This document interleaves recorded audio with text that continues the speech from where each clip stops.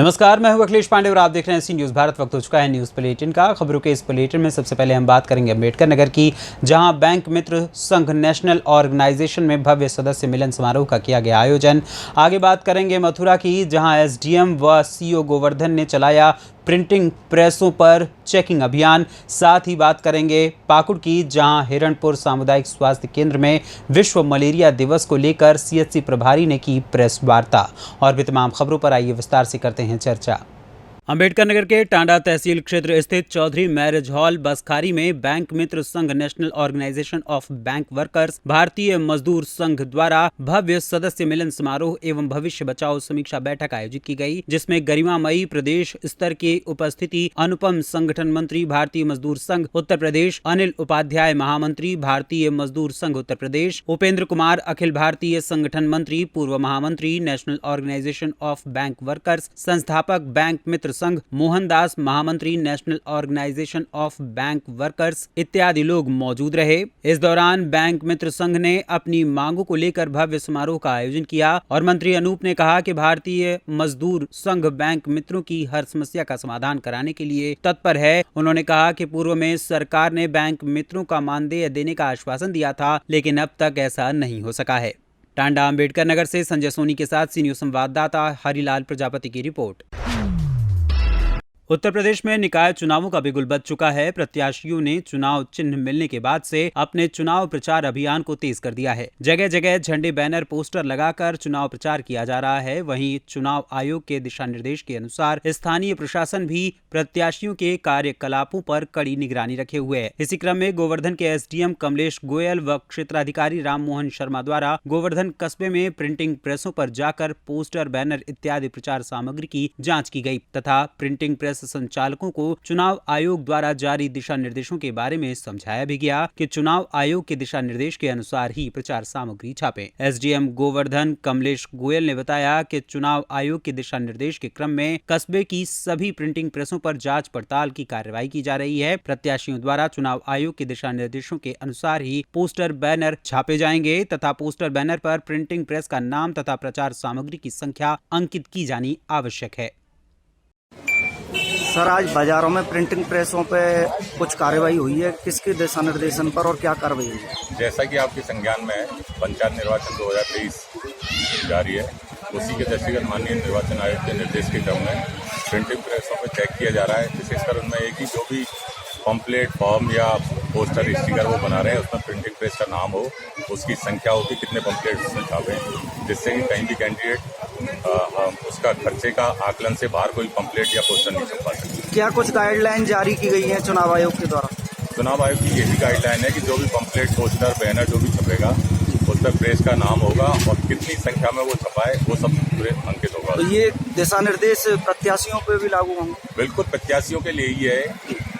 अगर किसी प्रत्याशी का ऐसा मिला तो पहले जब्ती की जाएगी और उसके विरुद्ध एफआईआर की कार्रवाई। तो अभी तक कुछ कार्रवाई हुई है इसमें? हाँ, कुछ जब्ती कार्रवाई की गई है। जो पम्पलेट इस टाइप के मिले उनको जब्त किया गया। गोवर्धन मथुरा से सी न्यूज़ संवाददाता विष्णु शर्मा की रिपोर्ट। पाकुड़ के हिरणपुर सामुदायिक स्वास्थ्य केंद्र में सीएचसी प्रभारी डॉक्टर सुनील कुमार सिंह ने आने वाले 25 अप्रैल को विश्व मलेरिया दिवस को लेकर अपने कार्यालय कक्ष में एक प्रेस वार्ता का आयोजन किया, जिसमें उन्होंने बताया कि 25 अप्रैल को विश्व मलेरिया दिवस मनाया जाएगा। इसके माध्यम से लोगों को मलेरिया कैसे फैलता है और इसका बचाव कैसे किया जाए, इसको लेकर जागरूक किया जाएगा। साथ ही इसका उपचार कर मलेरिया को दूर करने का भी काम किया जाएगा ताकि मलेरिया को खत्म किया जा सके। वहीं प्रभारी डॉक्टर ने बताया कि हिरणपुर में मलेरिया न के बराबर है, परंतु जिले के लिट्टीपाड़ा और अमड़ापाड़ा मलेरिया प्रभावित क्षेत्र हैं। फिर भी विश्व मलेरिया दिवस पर हम लोग सभी को जागरूक करने का काम करेंगे। आज का प्रेस वार्ता हम लोग इसलिए बुलाया गया था कि 25 तारीख को विश्व मलेरिया दिवस प्रत्येक साल मनाया जाता है। उसमें हम लोग मलेरिया कैसे फैलता है, उससे कैसे बचाव होना है और अगर किसी को हो गया तो उसका ट्रीटमेंट हम लोग जल्द से जल्द उसको करना है और मलेरिया को हम लोग पूरा पृथ्वी से इसको समाप्त करना चाह रहे हैं। तो इसी के जागरूकता के लिए हम लोग मलेरिया ब्रीफिंग और कल इसके विश्व मलेरिया दिवस मनाएंगे। इसी से संबंधित हम लोग आज बैठक किए। इससे हिरणपुर ब्लॉक में तो अभी मलेरिया नहीं के बराबर है। अभी ज़्यादातर मलेरिया हमारे जिला में लिट्टीपाड़ा और अमड़ापाड़ा में ज़्यादातर पाकुड़ से सी न्यूज़ संवाददाता अभिषेक तिवारी की रिपोर्ट। उत्तर प्रदेश सरकार के कैबिनेट मंत्री सुरेश कुमार खन्ना ने भाजपा के प्रत्याशी को शाहजहांपुर नगर निगम से उतारे जाने पर कहा कि हमने भाजपा पदाधिकारियों और कार्यकर्ताओं के साथ कोई धोखा नहीं किया है, हमने एक प्रक्रिया का पालन किया है, हमारा उद्देश्य पवित्र है। उन्होंने कहा कि जिस तरह से भाजपा कार्यकर्ताओं और जनता ने अर्चना वर्मा को रोजा से लेकर केरूगंज तक स्वागत किया है, उससे प्रतीत होता है कि उनका कहीं पर से कोई भी किसी से विरोध नहीं है। उन्होंने कहा कि हमारा उद्देश्य पवित्र है क्योंकि हम चाहते हैं शाहजहांपुर नगर निगम के जरिए पूरा नगर विकास के क्षेत्र में अद्वितीय सफलता प्राप्त करे और भाजपा प्रत्याशी बहुत मजबूत एवं सुदृढ़ स्थिति में है। इसके अतिरिक्त उन्होंने क्या कुछ कहा, आइए आपको सुनाते हैं। यादव कह रहे हैं कि अपने पदाधिकारियों के साथ में कार्यकर्ताओं के साथ धोखा किया है बीजेपी ने। देखिए, हमने कोई धोखा नहीं किया, हमने तो सीधे सीधे जो भी प्रक्रिया थी उसको अपनाया और समाजवादी पार्टी को ये समय भी मिल गया कि वो अपने प्रत्याशी को दोबारा चयन भी कर सकते। हमने किसी प्रकार का इस प्रकार का कोई काम नहीं किया, लेकिन उनको ज़रूर मंथन की आवश्यकता है इस बात के लिए। इसके साथ ही हमारा केवल एक ही लक्ष्य है और वो लक्ष्य यह है कि शाहजहांपुर एक खूबसूरत अच्छा स्मार्ट सिटी बने और उसी की प्रक्रिया में हम ये चाहते थे। क्योंकि मैं जितने दिनों से विधायक हूँ, मुझे इस बात का बहुत मलाल है कि कभी नगर पालिका परिषद का, अब तो खैर नगर निगम बन गया, इसका सहयोग हमको नहीं मिल पाया। हम जो चाहते थे और नगर पालिका परिषद हमारे हमेशा खिलाफ जो भी होते थे वो चुने जाते थे और हमारा प्रत्याशी नहीं चुन पाया। लेकिन इस बार हमको पूरी उम्मीद है और जनता का उत्साह देखकर हमें विश्वास है कि निश्चित रूप से इस शाहजहांपुर इतिहास रचेगा। शाहजहांपुर से सी न्यूज़ संवाददाता राजू यादव की रिपोर्ट। धार जिला पुलिस अधीक्षक नवागत एसपी मनोज कुमार सिंह ने एक सफल प्रयोग कर असामाजिक तत्वों व अपराध करने वाले व्यक्तियों में हड़कंप मचा दिया है। मनोज कुमार ने धार जिले के सभी थाने के अधिकारियों और कर्मचारियों के साथ एक साथ मिलकर कॉम्बिंग और सर्चिंग की, जो पूरी रात चलती रही। पुलिस अधीक्षक मनोज कुमार सिंह ने एक प्रेस कॉन्फ्रेंस में बताया कि इस सर्चिंग ऑपरेशन के दौरान 101 स्थायी वारंट, 93 गिरफ्तारी, 56 प्रकरण शराब एक्ट, 13 प्रकरण आर्म्स एक्ट कार्रवाई की गई है। इस प्रकार कुल 613 कार्रवाई की गई है। तो मैंने कल शाम में कॉम्बिंग गश्त का प्लान किया और रात 9 बजे सभी थाना प्रभारी को हम लोगों ने निर्देशित किया कि पूरी रात एक कॉम्बिंग गश्त चलेगी और हर एक थाने से 2-3 टीमें बनाएगी और एडिशनल एसपी सिटी स्वतः मैं और सभी सीएसपी सभी थाना प्रभारी रात भर सर्चिंग किए, जिसके सर्चिंग के परिणाम स्वरूप करीब 101 अस्थायी वारंट, 93 गिरफ्तारी वारंट, 56 अवैध शराब के प्रकरण जिसमें 34 के प्रकरण हैं, 13 आर्म्स एक्ट के प्रकरण और 330 एचएस के घर हम गए और 122 गुंडों के घर हम गए। इस प्रकार टोटल 613 लोगों के खिलाफ कार्रवाई हुई है और इतने घरों में पुलिस गई है। तो मुझे लगता है कि कॉम्बिंग गश्त में जो रात भर पुलिस ने मेहनत करी है उसका सकारात्मक परिणाम जिले को मिलेगा। और आपके माध्यम से मैं यह भी बताना चाहूँगा कि मैंने रात में यह भी घोषणा करी थी कि जो भी थाना प्रभारी बढ़िया काम करेगा कॉम्बिंग गश्त में, तो टॉप जो 5 थाना है जिसमें अच्छा कार्रवाई किया है उनको आज हम बढ़िया नगद इनाम देने वाले हैं। सूचना मिलते ही हमारी पूरी पुलिस टीम उच्ची पुलिस के सहयोग से वहाँ हम लोगों ने दबिश दिया। दबिश में दिनेश नाम का व्यक्ति IPL का सट्टा लगाते हुए पकड़ा गया, जिसके पास से करीब कैश 20,000 रुपये, लैपटॉप, पेन ड्राइव, 12 मोबाइल, करीब कई लाखों के हिसाब किताब और डिजिटल गैजेट्स बहुत सारे जब्त हुए हैं। इस पर धार मध्य प्रदेश से सी न्यूज़ संवाददाता प्रकाश जोशी की रिपोर्ट। श्री अयोध्या धाम की 84 कोसी परिक्रमा इस समय शुरू हो गई है। महंत गयादास जी महाराज के संचालन में इस परिक्रमा को पूर्ण किया जा रहा है। 84 कोसी परिक्रमा में 24 पड़ाव पड़ते हैं, जिसमें सिद्धपीठ मां बाराही धाम, जो कि माता उत्तरी भवानी के नाम से भी प्रसिद्ध है। बाराही देवी मंदिर का पौराणिक इतिहास है कि दक्ष जी ने अपने यज्ञ में भगवान भोलेनाथ और माता सती को आमंत्रित नहीं किया था और माता सती ने योग अग्नि में अपना तन जला दिया था। उन्हीं का माता बाराही स्थान में आधो दंत पत्ती जबड़ा गिरा हुआ है। महंत गयादास जी से हमारी खास बातचीत हुई। उन्होंने बताया कि सबसे बड़ी समस्या इस 84 कोसी परिक्रमा में जो आती है वो है सड़क की समस्या, और इसके साथ साथ महाराज ने और क्या कुछ कहा, आइए आपको सुनाते हैं। और बस्ती, फैजाबाद, अम्बेडकर नगर, बाराबंकी विभिन्न जनपदों से होते हुए परिक्रमा गुजरती है। इस बार 84 कोस परिक्रमा में जैसे 14 कोसी पंचकोसी की तरह सरकार नाना प्रकार की व्यवस्थाएं देती हैं, रास्ता दुरुस्त कराती हैं। 15 दिन पहले रास्ता दुरुस्त हो जाते हैं, लेकिन इस बार पूरे सड़कों पर बजड़ियाँ, कंकड़, पत्थर पड़े हैं। सारे संतों महात्माओं के पैर कट गए हैं। कोई व्यवस्था नहीं है। उपचार की व्यवस्था केवल नाम मात्र है। केवल सुरक्षा व्यवस्था हमको मिलती चली आ रही है। स्वास्थ्य व्यवस्था के नाम पर कोरम पूरा हो रहा है। दूसरी चीज़, माँ बाराही जो सिद्धपीठ स्थान है, इस समय महाराज दक्ष का यज्ञ हुआ था। उस समय महारानी सती पार्वती को और उनके भोलेनाथ को आमंत्रण नहीं दिया गया था। आप लोग परिक्रमा में कहाँ से आए हैं? लखीसराय जिला से हैं। किस तरीके से आपको सुविधा मिल रही है? जैसे परिक्रमा 84 कोसी कर रहे हैं आप, पहली बार आए हैं या इससे पहले भी? और कुछ कहना चाहेंगे आप? जी जी, व्यवस्था सब ठीक ठाक है? कोई किसी प्रकार की कोई समस्या तो नहीं पड़ रही आप लोगों को? माता जी से जी, माता जी आप बताओ कहाँ से हैं आप? हम बिहार से हैं, नवादा जिला है। जी जी, और पहली बार आप आए हैं? पहली बार आए हैं, लेकिन बहुत अच्छा व्यवस्था, कोई तरह की दिक्कत नहीं है।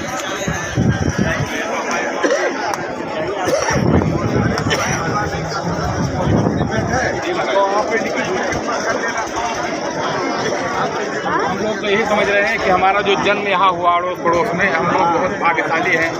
जो यहाँ ड्यूटी पे आए हुए हैं वो भी भाग्यशाली है कि 4-6 लोगों की बाइट होनी चाहिए आपके पास, थोड़ा ऊपर रखो गले के पास। यहाँ दूर दूर से जाकर दर्शन मिलता है। इस समय हमारे साथ हैं शक्तिपीठ माँ बाराही धाम की महंत श्री साध्वी रामा जी, और संतों की सेवा में सुबह से ही यहाँ हैं। महंत जी ये बताओ हमें कि यहाँ की व्यवस्था किस तरीके से थी, और आपने फल का वितरण किया, और आप इस पर क्या कहना चाहते हैं? फल तो मेरा वही था कि फल को वितरण करना ही था। संतों की सेवा में हम लगे थे। हमारा वही धर्म है करने का, जो हम करते चले आ रहे हैं पूर्वजों से, संत की सेवा करना। तो ये बहुत बड़े संत माता रानी की कृपा से हो ही गए हैं, तो संत का धर्म करना ही मेरा काम है। महाराज जी का भी हमने सुना और देखा भी कि महाराज जी का स्वास्थ्य कुछ बिगड़ गया था, तो आप डॉक्टर को लेके आए। क्या यहाँ सरकारी व्यवस्था नहीं है? कोई डॉक्टर सरकार की तरफ से नहीं आया हुआ? सुबह से देखते हैं यहाँ पे कोई सरकारी कर्मचारी। गोंडा से सी न्यूज़ संवाददाता शिवशंकर मिश्रा की रिपोर्ट। कैमूर जिले के आदर्श बालिका +2 विद्यालय रामगढ़ में बालिकाओं के बीच कंप्यूटर कक्ष का कंप्यूटर शिक्षा के बढ़ावा देने के उद्देश्य से रामगढ़ विधायक सुधाकर से जिला परिषद अध्यक्ष रिंकी सिंह, जिला शिक्षा पदाधिकारी सुमन शर्मा, जिला कार्यक्रम पदाधिकारी कृष्ण मुरारी गुप्ता, विद्यालय के प्रभारी प्रधानाध्यापक अनिल कुमार सिंह ने कंप्यूटर कक्ष का संयुक्त रूप से उद्घाटन किया। आपको बता दें कि कंप्यूटर कक्ष में कुल 22 कंप्यूटर विद्यालय के बालिकाओं के पढ़ने के लिए लगाए गए हैं, जिसमें उद्घाटन सत्र के कार्यक्रम में भारत स्काउट गाइड की छात्राओं के द्वारा आगत अतिथियों का स्वागत किया गया। साथ ही इस कार्यक्रम में विद्यालय के 80% से ऊपर अंक लाने वाले मैट्रिक और इंटर की बच्चियों को अतिथियों द्वारा सम्मानित भी किया गया। कैमूर से सी न्यूज़ संवाददाता ओम प्रकाश तिवारी की रिपोर्ट। मैनपुरी के कुरावली के मोहल्ला कुंवरपुर में रात को खाली घर का फायदा उठाते हुए चोरों ने हजारों रुपए और सामान पर हाथ साफ कर दिया। दरअसल कुरावली के मोहल्ला कुंवरपुर निवासी संजेश कुमार और उनकी पत्नी बीती रात एक कार्यक्रम में गए हुए थे। घर गांव के एक ओर होने के कारण वो अपनी तीनों लड़कियों को रिश्तेदारों के घर पर छोड़ कर गए थे। खाली घर का फायदा उठाते हुए चोरों ने ताला काट कर कीमती सामान और हजारों रुपए पार कर दिए। दावत से घर लौटे संजेश कुमार और उनकी बीवी को चोरी की इस वारदात का पता चला तो उनके होश उड़ गए, जिसकी सूचना कुरावली पुलिस को दी गई। कुरावली पुलिस ने जांच कर तुरंत रिपोर्ट दर्ज कर ली, परंतु पुलिस के हाथ अभी भी खाली हैं। पुलिस की सुस्ती चोरों के हौसले बुलंद करती है। इन वारदातों के अंत के लिए पुलिस को सतर्क होना होगा। वहीं इस संबंध में पीड़ित ने क्या कुछ कहा, आइए आपको सुनाते हैं। नाम क्या है आपका? हाँ, संजोष कुमार है। कौन सा इलाका है, कौन सा गाँव मोहल्ला है? ये कुंवरपुर है, वार्ड नंबर 6। क्या हुआ, किस रात में चोरी हुई सुनने में आया? घर में क्या था पूरा मामला? मामला क्या सर, मैं आया था बारात में से, तो समय था सर करीब 1 बजे का, तो हमको ये ताले टूटे हुए पड़े दिखाई दिए। फिर घर में घुसे, क्या देखा घर में आके? कमरा में ये देखा था सामान बिखरा हुआ डला है, और ताले टूटे हुए। कुछ चीज़ें भी गायब हुई हैं क्या? चीज़ें क्या सर, एक अंगूठी है लेडीज़ हम्म, और 150 ग्राम की फाइल है हम्म। और LCD लगी तो वो ले गए। 4000 रुपये थे, वो भी ले गए। लगभग कितना नुकसान हो गया, कितना चोरी हो गया? समथिंग 50-60 हज़ार रुपये का नुकसान हो गया। थाने में तहरीर दी आपने? जी। क्या हुआ, रिपोर्ट लिख गई है? रिपोर्ट लिख गई थाने में? रिपोर्ट लिखी सर। अच्छा, आस पड़ोस से किसी ने आते जाते किसी को देखा है, किसी पे शक है आपको? नहीं सर, नहीं सर अभी। नाम क्या है आपका? नीतू। क्या हुआ, घर में चोरी हो गई क्या? कहाँ थे आप लोग सब?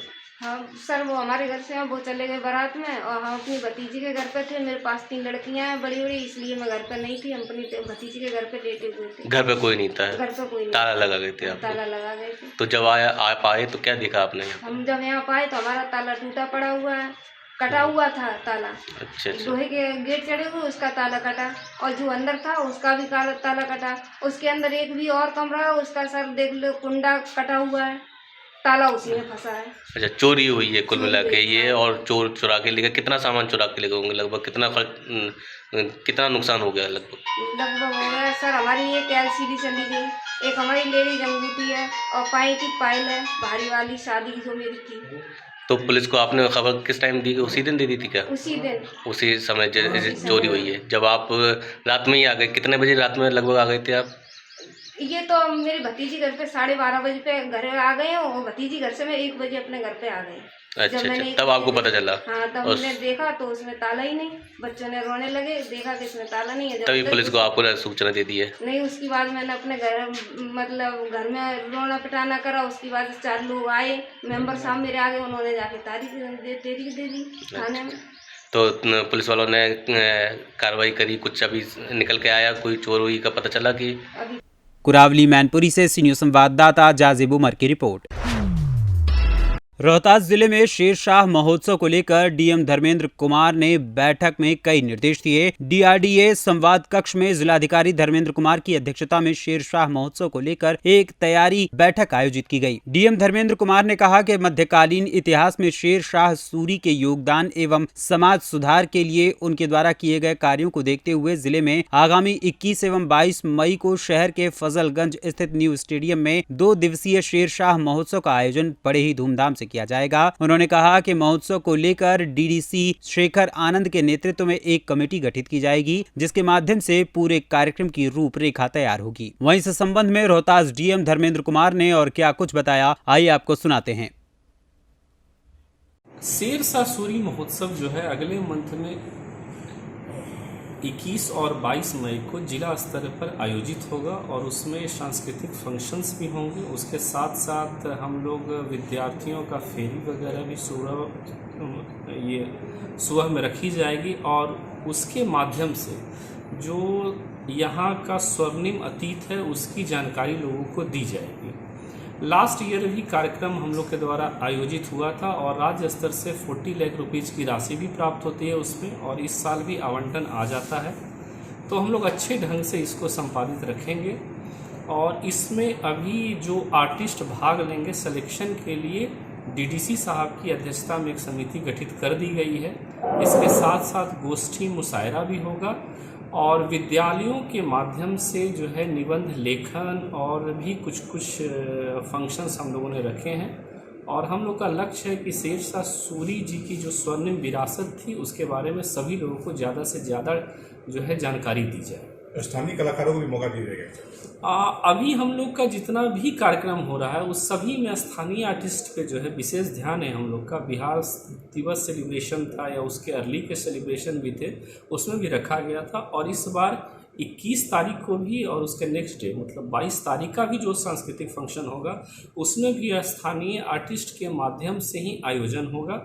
और फर्स्ट हाफ में उनके द्वारा अपना रंगारंग जो भी फंक्शंस होते हैं वो रखा जाएगा। उसके बाद सेकेंड हाफ में 7 साढ़े 7 बजे के बाद जो कुछ आर्टिस्ट बॉलीवुड के या फिर जो राज्य स्तरीय नामी जो लोग हैं उनके स्तर से अपना जो है रखा जाएगा कार्यक्रम। सर पिछले रोहतास से सी न्यूज़ संवाददाता पंकज कुमार की रिपोर्ट। फिलहाल के लिए इस न्यूज़ बुलेटिन में बस इतना ही। देश दुनिया की तमाम खबरों के लिए देखते रहें सी न्यूज़ भारत। हर खबर आपके साथ, आपके हाथ।